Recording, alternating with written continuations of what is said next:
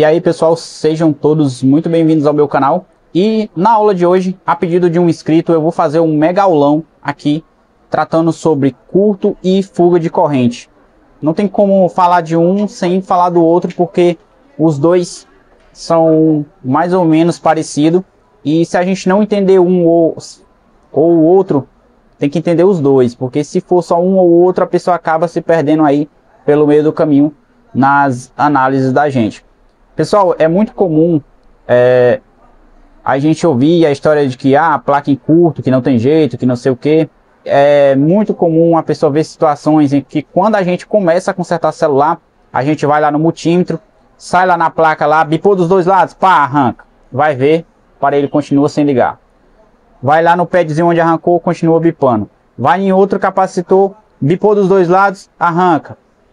Sai tentando na sorte. Mas imagine se você pega uma trilha que tem 50 capacitor. Você vai arrancar 50 capacitor para chegar no capacitor certo, provavelmente.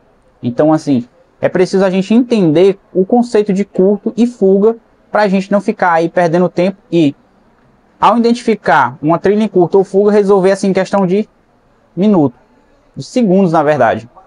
Pessoal, o conceito, eu vou tentar de uma forma bem básica do básico do básico.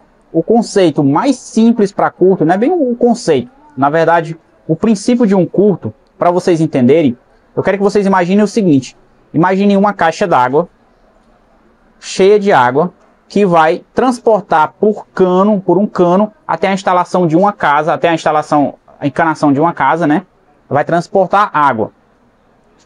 Essa caixa d'água, ela vai ser como se for, ela cheia de água, vai ser como se fosse a nossa bateria carregada. Então, assim, é como se fosse a bateria mandando energia, mandando tensão por trilhas para os setores da placa, né? Então, imaginem façam essa analogia aí para vocês entenderem. Um curto, pessoal, vai funcionar como? Você tem lá a sua caixa d'água, cheia de água, que vai ser transportada, que está transportando água lá para a encanação da casa, né? A pessoa, o cidadão, precisa lá que a água saia na torneira, que saia no chuveiro, para poder ele fazer as coisas dele. Agora, imagine um curto como se fosse o seguinte: lá no meio do caminho, por onde passava o cano, pá, quebrou. Em algumas conexões lá, pá, quebrou, e a água vazou toda para a parte da terra, do chão. Vai chegar alguma gota de água lá na torneira do cidadão que está usando essa água, que depende dessa caixa? Não vai chegar. Ele vai fazer as coisas dele com a água que ele precisava? Não vai. Então, do mesmo jeito, é em um aparelho. Se a energia vem da bateria, vai pela trilha, passeando até chegar lá no SEI de carga, o IFPMIC, de lá para o PMIC principal, e no meio do caminho, ou após isso, há um desvio completo lá para o GND, que seria o negativo da placa. Se há um desvio completo, não vai chegar, essa energia não vai chegar lá onde precisa chegar. Se não vai chegar, logo o aparelho não liga. Toda a tensão que foi injetada vai ser descartada lá para o GND. Do mesmo jeito como se fosse a nossa caixa d'água. Pode ter um rio derramando água dentro dela, mas se ela tiver um buraco nela, ou se o cano lá tiver quebrado, nunca vai chegar água lá na casa do cidadão que está precisando. Então, assim, é mais ou menos isso. O curto é essa analogia que vocês vão usar para um curto. Agora, para fuga de corrente, pessoal, fazendo aqui a mesma analogia, diferentemente do curto, imaginem lá a água passando da caixa d'água pelos canos para a casa lá do cidadão. Só que em vez de o cano romper completo, fez só um furinho no cano, um furo, para vazar a parte da água. Vamos supor que para vazar metade, que ela perca metade da vazão de água que vai lá para a casa do cidadão. O que é que vai acontecer? Essa água vai chegar na casa do cidadão tão fraca que possivelmente ela talvez não suba para o chuveiro, ela não vai descer direito na torneira, ou seja, não vai dar para ele fazer as coisas de casa dele, que ele dependa de água, direito. Porque a água não vai chegar com suficiência. Do mesmo jeito, fazendo analogia, se eu tenho uma bateria, ela deve transportar, por exemplo, 4.2 volts até o CI de carga. O CI de carga vai precisar, para poder trabalhar, mínimo aí, por exemplo, 3.8 volts.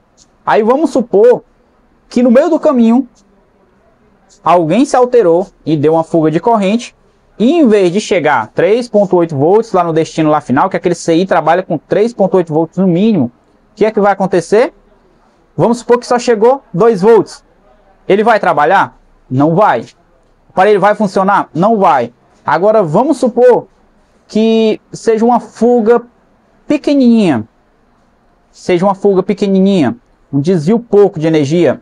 Vai funcionar? Vai. Só que a bateria vai descarregar mais rápido, né? Porque vai ficar o tempo todo drenando, desperdiçando energia nessa fuga. Mesmo que o cara não esteja usando lá, é tipo como se fosse lá o lance da água. Mesmo que o cara não esteja com a torneira aberta, mesmo que ele não esteja usando chuveiro, nada, mas se tiver um vazamento, a conta de água lá no final do mês vai ser monstruosa. Por quê? Porque tinha um vazamento, um desperdício lá. Do mesmo jeito acontece com uma fuga. Então essa é a analogia mais bacana aí para vocês entenderem o funcionamento de curto e fuga.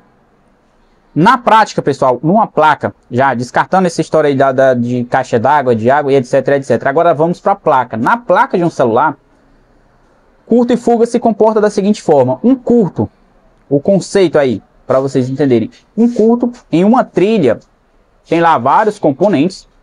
Quem é que pode, o que vai acontecer se uma trilha entrar em curto? Vamos supor que ela deva apresentar um valor em condução reversa de 350. Em um curto, pessoal, essa trilha que deveria apresentar 350 em condução reversa, lá no nosso multímetro ela vai mostrar 0 ou próximo de 0, muito próximo mesmo, tipo 0001. Ela vai dar sempre próximo de 0. Se eu injetar a tensão que aquela trilha trabalha, vamos supor que ela trabalhe com 4.2 volts. Pá, na hora que eu injetar ela vai ser consumida total e a corrente também vai ser consumida total. Por quê? Porque está um desvio completo para o GND. Na fuga, aquela trilha com seus componentes, ela não vai desviar completo para o GND, pessoal. Ela vai, o valor em condução reversa, vamos supor que ele seja para ser correto de 350. Ele vai diminuir tipo para 150. Ele vai diminuir o valor em condução reversa. Então, se eu tenho uma trilha que já por experiência, eu sei que ela deveria dar 350 e ela me deu 120, 130, 150, tipo uma diferença enorme. Se ela deveria dar 350, mas ela deu 340, 330, tá dentro do tolerável. Agora, se ela deveria dar 350 e ela tá dando 110, 120, 130, errado, tá errado, pessoal. Então, assim, nesse caso aí, seria uma fuga. Ela diminui o valor da trilha, mas ela não chega a zerar. Então, seria só uma fuga. Quando eu injetasse tensão, vamos supor que eu injetasse 4.2 volts, ela consumiria parte dessa tensão. Ela apresentaria consumo, só que ela não consumiria total, pessoal. Em curto, quais componentes podem entrar em curto? Somente, pessoal, componentes. Aqui eu tenho uma trilha retinha aqui. Eu vou botar aqui um desenho aqui para vocês, bem aqui no cantinho. Quais componentes que podem entrar em curto? Nesse caso, bem aqui, somente componentes em paralelo ao GND. O que significa em paralelo? Em paralelo é quando está um lado na trilha positiva e o outro lado no GND. Ou seja, para entrar em curto precisa ter conexão com o GND. O componente precisa estar ligado na trilha positiva, onde vai passar a tensão, e o outro polo na trilha negativa, para entrar em curto ou fuga. Fuga também precisa, já que é desvio para o GND, precisa que o componente esteja ligado na trilha positiva e também o outro polo na trilha negativa. Então, somente esse tipo de componente e circuitos integrados. Os circuitos integrados também entram em curto, pessoal. Então, esses componentes que vão estar ligados em paralelo ao GND seriam os capacitores, por exemplo. O principal exemplo seriam os capacitores, os resistores que estão ligados ao GND, o que tiver ligado ao GND, os diodos ligados ao GND e os circuitos integrados, porque dentro dos circuitos integrados eles têm trilhas positivas e também ele tem o GND para ele funcionar. Eles têm negativo dentro do circuito integrado, ele funciona com o GND. Para ele funcionar precisa de GND. Se tem GND, pode entrar em curto, pessoal. Agora, tem uma outra coisa que acontece com a trilha, além de ela entrar em curto ou fuga, que há uma alteração. No caso, para mais. Quando é para menos, quando ela diminui para menos, fuga. Quando ela diminui total para próximo de 0, curto. E agora tem uma alteração que acontece, que a trilha acontece de alterar para mais. Por exemplo, A trilha deveria dar 350. Em vez de ela dar 350, pá, ela dá 3.000. No caso do multímetro, muitas vezes ela nem vai mostrar. Se chegar a 1.700, 1.800 vai mostrar. Mas dependendo do multímetro não vai mostrar, vai dar OL. Só que esse OL não é de open line. É de overload. Que seria... ela está acima da capacidade do multímetro de medir. Aí a gente teria que usar a escala de resistência para garantir que aquilo ali é uma alteração e que não seja uma trilha rompida. Mas aí é um outro assunto que vai ficar para depois, lá para a parte de condução reversa, pessoal. Então, aqui, levando em conta esse mesmo desenho aqui, os componentes que podem entrar, fazer essa alteração, eu já falei que curto e fuga é componentes paralelos ao GND, a alteração da trilha para cima, só componentes em paralelo à trilha, ou seja, tem uma trilhazinha aqui, um polo dele está soldado na trilha, outro polo está na mesma trilha. Quem é que pode fazer isso, pessoal? Somente esses componentes, do tipo, por exemplo, o resistor pode alterar a trilha, porque ele pode ser colocado em série. Quando um componente está ligado um polo na trilha e o outro polo na mesma trilha, a gente chama de componente, diz que o componente está ligado em série. Então, somente esses, como por exemplo, bobina, resistor, também a gente encontra a configuração de capacitores também dessa forma, circuitos integrados também. Então é isso aí. Eu vou agora passar aqui para a bancada para a gente mostrar na prática como que funciona isso. Pessoal, e aqui na bancada, usando o bom e velho papel aqui, vamos fazer algumas exemplificações do que seria um curto. Pessoal, vamos imaginar o seguinte. Imaginem isso aqui como se fosse uma trilha.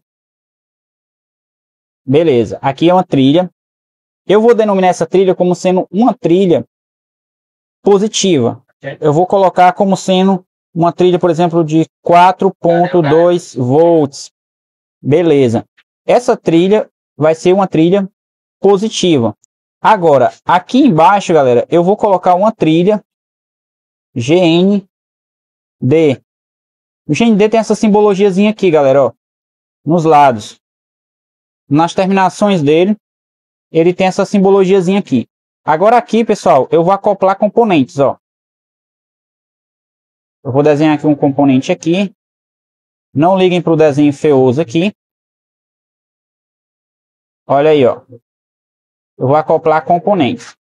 Claro que na placa, pessoal, não vai estar com esse desenho aqui, mas a ideia é a gente simular componentes aqui para vocês entenderem como que funciona.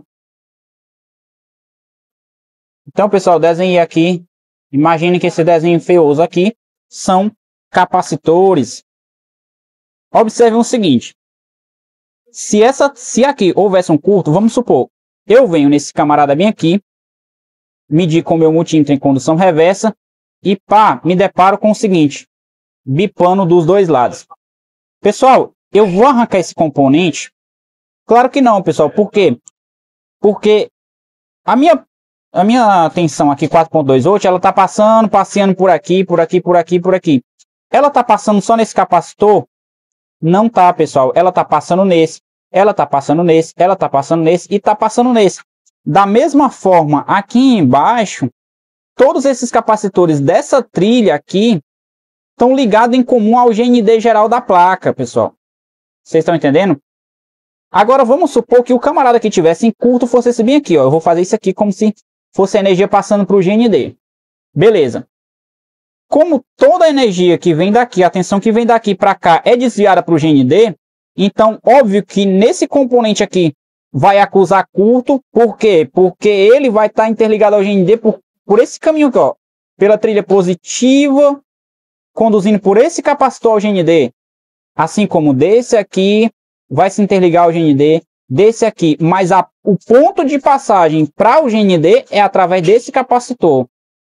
Então, se eu arrancar isso aqui, não vai resolver. Por quê? Porque a energia vai continuar passando pela trilha e continuar indo para o GND. Essa trilha ainda vai continuar interligada ao GND.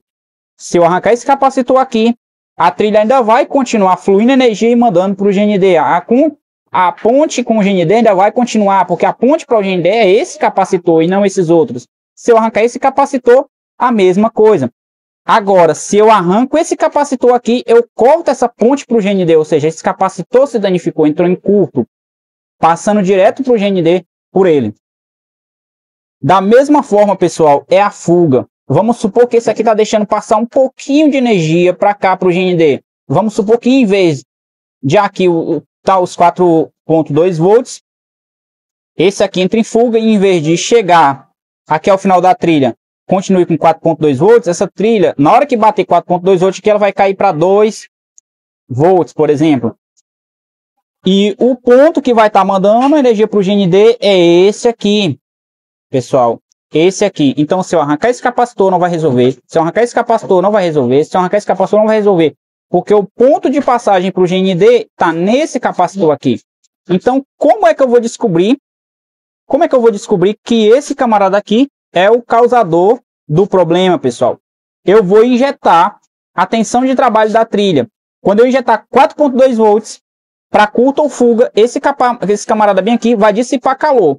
Então, qual é o procedimento correto que eu faço? Eu achei um camarada bipano dos dois lados. O que é que eu vou fazer? Eu vou olhar no esquema elétrico para me ver qual é a tensão da trilha. Pessoal, qual que é a tensão da trilha? Entendeu? Por quê? Porque eu vou falar para vocês um outro negócio. Nem sempre, se você encontrar um componente bipano dos dois lados, significa curto. Não só pelo que eu acabei de falar, por exemplo, que não é esse camarada aqui que está em curto, que é esse aqui. Mas por uma outra coisa, pessoal, que eu não falei anteriormente, eu vou mencionar agora, que é uma coisa chamada trilha de baixa resistência, pessoal. Então, assim, como é que a gente vai se comportar ao analisar uma placa? Se eu encontrei uma trilha de 4.2 volts e ela tá os componentes dessa trilha estão bipando dos dois lados, pessoal, indica curto, mas não indica que é naquele componente que eu medi, indica que alguém daquela trilha está em curto. Agora, só que tem uma situação, pessoal, chamada trilha de baixa resistência. O que é uma trilha de baixa resistência? O que uma trilha de baixa resistência faz? Uma trilha de baixa resistência, pessoal, é uma trilha inferior a 1.1 volts. Porque uma trilha inferior a 1.1 volts, ela tem uma resistência tão pequena que quando a gente vai medir, ela tem uma resistência mais baixa que permite, quando a gente vai medir, ela permite no multímetro indicar continuidade aqui com o GND. Por quê? Porque ela tem uma resistência tão baixa que ela acaba permitindo fluir daqui para cá através do multímetro. A resistência é tão baixa porque é o seguinte, o multímetro vai bipar a partir de uma certa resistência. Por exemplo, se existe uma resistência muito grande aqui, aí eu boto o meu multímetro aqui no GND e boto nesse componente, não vai bipar, vai pegar o valor da trilha. Agora, ou seja, não existe ponte daqui para cá. Por quê? Porque o componente está bom. Agora, se essa resistência da trilha aqui, se a resistência for muito baixa, pessoal, vai bipar. Pessoal, resumindo aqui para vocês, essa questão de baixa resistência aqui na medição vai depender muito do multímetro. Vamos supor que o multímetro que você comprou, ele vai bipar quando você juntar as pontas abaixo de 50 ohms. 50 ohms vai ser o limite dele. A gente tem na placa, por exemplo, a gente vai ter as resistências na placa, né? Mas vamos supor que a resistência da trilha fosse uma resistência de 10K ohms. Obviamente, não iria bipar, né? Mas aí, uma trilha que seja abaixo de 1.1 volts, ela é considerada, esse valor aqui é o valor mínimo. Qualquer trilha abaixo de 1.1 volts, eu encontrei uma trilha de 0.8 volts, baixa resistência. 0.9 volts, baixa resistência. 1 volt, baixa resistência. Baixa resistência, assim, aí o seu multímetro, vamos supor que o seu multímetro seja um multímetro que vai bipar quando você juntar as pontas lá, vai dar continuidade quando você juntar as pontas abaixo de 50 ohms. Então, qualquer trilha que você botar o multímetro em continuidade e ela for abaixo de 50 ohms, vai bipar. Então, aqui, por exemplo, se você colocar aqui, vai bipar. Agora, quer dizer que vamos supor que você tem a trilha aqui, vamos supor que essa trilha não é de 4.2 volts. Ela é uma trilha de 1 volts. Aí eu venho no meu multímetro, uma ponteira no GND e a outra eu boto no componente aqui. Pá, bipou. Aí eu vou lá, é curto, arranca esse capacitor. Eu achei que resolveu o problema, não resolveu. Por quê? Porque se trata de uma trilha de baixa resistência. Nesse caso aqui, como é que a gente vai fazer? Eu achei um componente bipando dos dois lados. Eu vou pegar aquela trilha, olhar no esquema elétrico e eu vou olhar a tensão de trabalho da trilha. Se ela bipou e ela é uma trilha acima de 1.1 volts, curto. Agora, se ela é uma trilha abaixo de 1.1 volts, pode ser normal porque é trilha de baixa resistência. Como que eu vou descartar? Como que eu vou fazer esse descarte? Eu posso injetar tensão e ver se tem consumo. Assim, eu vou garantir que não tem curto e nem fuga. Agora, um outro ponto que eu quero ressaltar aqui para vocês é o seguinte. Injetar tensão, como é que funciona? Vamos supor a trilha V-Bus do meu carregador, que vem do meu carregador. Ela carrega 5.2 volts. Ela leva esses 5.2 volts para onde? Para um cara chamado CI de carga. Esse CI de carga trabalha com 5.2 volts. Aí vamos supor que eu quero saber se essa trilha está em curto ou fuga. Como é que eu vou estar fazendo isso? Se ela tem uma fuga, por exemplo. Se ela tivesse um curto, ela iria consumir total, né? A amperagem. Mas para mim saber se tem uma fuga aqui, eu não posso injetar 5.2 volts. A gente tem que injetar a tensão de trabalho da trilha, mas tem as suas exceções. Por exemplo, nesse caso aqui eu não posso injetar 5.2 volts. Por quê? Porque o meu CI de carga, ele está programado para trabalhar com 5.2 volts. Ou seja, ele vai o quê? Consumir amperagem para trabalhar com 5.2 volts. Logo, se eu quero saber, se eu quero testar se essa trilha está em fuga, se eu injetar 5.2 volts, vai consumir. Mas aí eu vou pensar que está alguma coisa anormal, que está consumindo porque está em fuga, mas na verdade é o meu CI chaveando carga, o meu CI trabalhando. E não uma fuga de corrente. Para a gente injetar tensão, no geral, eu recomendo como regra geral, vocês injetarem 50% ou 60% se preferirem, da tensão de trabalho da trilha. Um exemplo, eu tenho uma trilha de 4.2 volts, que é a tensão da bateria. Eu vou injetar quanto aqui? Eu posso injetar, por exemplo, 2 volts. Posso injetar 2 volts. Se numa trilha de 4.2 volts eu injetar 2 volts e der consumo, se der consumo total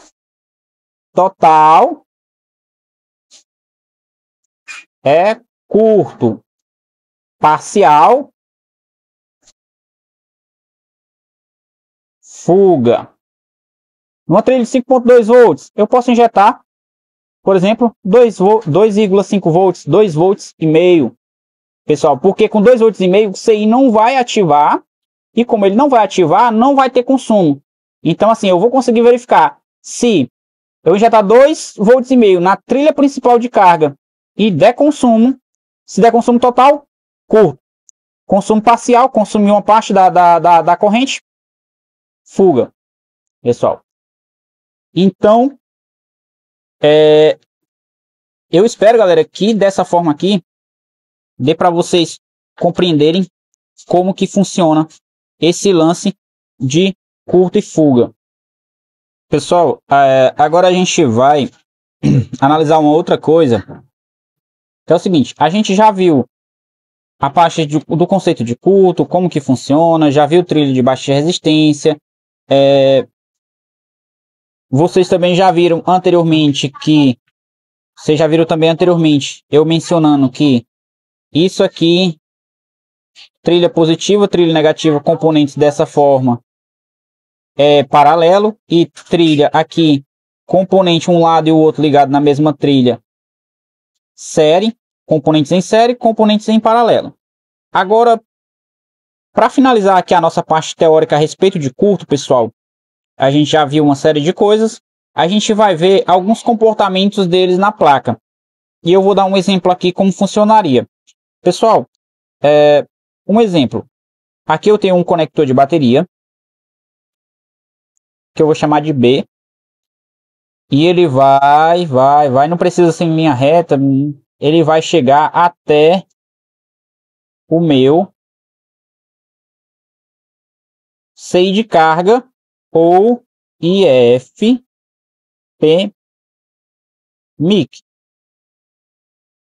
Vou dar um exemplo aqui bem prático para vocês de como funciona algumas regrinhas básicas, o que acontece em questão de curto aqui. Aqui você vai conectar uma bateria. Essa bateria vai carregar quanto? 4.2 volts aproximadamente. Ela vai levar até o meu CI de carga e IFPMIC. E essa energia vai sair, só vai mudar de nome. Vamos supor que aqui ela carregue no esquema elétrico o nome de VBAT. Ela vai para esse CI e ela vai sair. Geralmente ela sai. Geralmente ela vai entrar por aqui e vai sair por aqui por cima.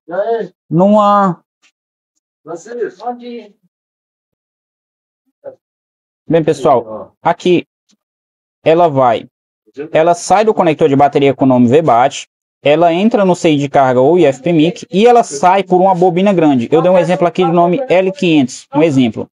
Ela sai, só que nessa saída ela só muda de nome. Exemplo, VPH PWR. Esses nomes de linha primária, de linha de tensão primária, eles carregam o nome de VBAT, VPH PWR, BAT Plus, vários nomes. Mas aí aqui ela vai do conector de bateria, chega no CI de carga e ela sai, só que com outro nome, mas é a mesma tensão, 4.2 volts. O que eu quero dizer para vocês, pessoal? A situação muito comum de a gente pegar curto na placa é em tensão primária. Como assim? Às vezes a gente vai medir no multímetro aqui em condução reversa, aqui a parte positiva aqui, e ele vai bipar. Do outro lado vai bipar, ou seja, curto. Você vai injetar tensão aqui, vai dar consumo. Se você injetar 4.2 volts aqui, simulando a bateria, quando você injetar na fonte 4.2 volts aqui, você injeta com a fonte aqui, 4.2 volts. Se começar a consumir, der um consumo parcial, significa que tem uma fuga. Estaria drenando a bateria no caso, né? Às vezes o celular vai até ligar, só que vai drenar a bateria, fica drenando a bateria mesmo sem você estar usando. Agora, se você injetar tensão aqui e der um consumo total na fonte, curto. Agora é o seguinte, pessoal. Como essa trilha aqui, ela carrega essa mesma tensão, só que só mudou de nome e quem está fazendo a ponte é o CI de carga, o que acontece? Muitas vezes, pessoal, quando a gente injetar tensão aqui, quem vai esquentar a gente vai ver quem vai aquecer, né? Só que muitas vezes quem vai aquecer vai ser o nosso CI de carga, o IFPMIC. Aí você pensa, nossa, achei o causador do curto. É esse camarada bem aqui. Aí você vai lá e tira o CI de carga. Troca o CI de carga. Quando vai ver aqui, continua sem ligar de novo. Você vai injetar tensão, continua consumindo e quem aquece é ele. Por quê, pessoal? Porque o causador do curto não é ele, pessoal. O causador do curto nessa situação aqui está depois dele. Para você ter certeza se o curto é ou não ele, você vai ter que injetar tensão na saída dele. Aqui nessa bobina, bem aqui na saída, ou então em algum componente que está ligado aqui na saída, algum capacitor que está ligado aqui na saída. Você está entendendo? Aqui na saída. Agora, você injetou aqui, ele não aqueceu mais, aí você vai procurar em algum setor da placa, tocando com o dedo para ver onde é que está aquecendo. Aí você achou aquecendo o setor, vai lá e tenta identificar, colocando breu e tudo, que a gente vai ver na prática já já. Agora, se você injetou na saída e mesmo assim ele aqueceu, aí o causador do curto é ele. Mas também pode acontecer, pessoal, de o causador do curto ser alguém no caminho aqui, ó. Se você injetou tensão, deu consumo total, mas quem aqueceu foi o CI, injeta a tensão dele e vê se é ele que aquece. Se não é ele que aquece, procura quem é que está aquecendo. Se é ele que aquece, troca ele. Mas também pode acontecer de o curto ser entre o conector e ele. Aí você vai averiguar. Mas se for ele que aquece, injeta tensão na saída. Agora, pensem só comigo, pessoal. Agora, por que que isso acontece? Porque dentro dele, pessoal, tem um componente que na verdade fica dentro dele, em um bloco dele, chamado esse OCP, pessoal, ele vai impedir que o curto que está aqui, que ele chegue a refletir aqui na bateria, porque senão a bateria correria o risco de explodir, pessoal, porque estaria drenando tanta corrente, por isso que ele é Over Current Protection, porque ele é proteção contra sobrecorrente aqui, no caso, o OCP no caso, né, galera, porque ele vai impedir que haja um dreno de corrente muito grande daqui para cá. Então, basicamente é isso. Isso aqui é curto na tensão primária, pessoal. Na tensão secundária, você vai lá procurando em volta do IF-PMIC, do PMIC principal, na verdade. Achou alguém bipando? A regra principal na tensão primária, a gente já sabe que não é uma trilha de baixa resistência, pessoal. Por quê? Porque na tensão primária, ela trabalha com 4.2 volts. Se ela trabalha com 4.2 volts, ela não pode ser uma trilha de baixa resistência. Então, encontrou na trilha primária, no lugar onde é tensão primária, encontrou bipando, bipou, consumiu, não é trilha de baixa resistência. Não é, esquece, já pode injetar tensão e já procurar o curto, porque é curto. Agora, lá em volta do meu PMIC, que eu vou medir, se eu achar alguém bipando, aí eu tenho que levar com cautela, garantir que não é trilha de baixa resistência em primeiro lugar, para então eu injetar tensão e ver quem é que está aquecendo, para ver se eu descubro o curto. Essa regra que eu estou falando aqui de observar se tem CI na trilha, para ver se o curto não é depois dele, vale no caso aqui da tensão primária, vale, pessoal, para o meu 5.2 volts do carregador, que vai até um cara chamado OVP, e depois sai. Às vezes o curto está na saída dele, às vezes você vai injetar tensão aqui, quem vai aquecer é ele, mas às vezes o curto está na saída dele, às vezes o causador não é ele. Pode valer, pessoal, para algum LDO que recebe uma tensão na entrada e libera outra na saída. Às vezes o curto pode estar depois dele, e aí às vezes você vai injetar tensão aqui e aquecer, quem vai aquecer é ele. Pode valer para vários CIs. Então a gente tem que usar a lógica e a experiência para a gente ir complementando tudo isso, pessoal. Então, assim, vamos lá. Vamos lá fazer um resumo do que a gente falou aqui até agora. Se você identificou uma trilha, um componente bipano, primeiro de tudo, você vai garantir que não é trilha de baixa resistência. Segundo lugar, você vai ver a tensão da trilha. Tensão de trabalho da trilha. Terceiro, pessoal, você vai injetar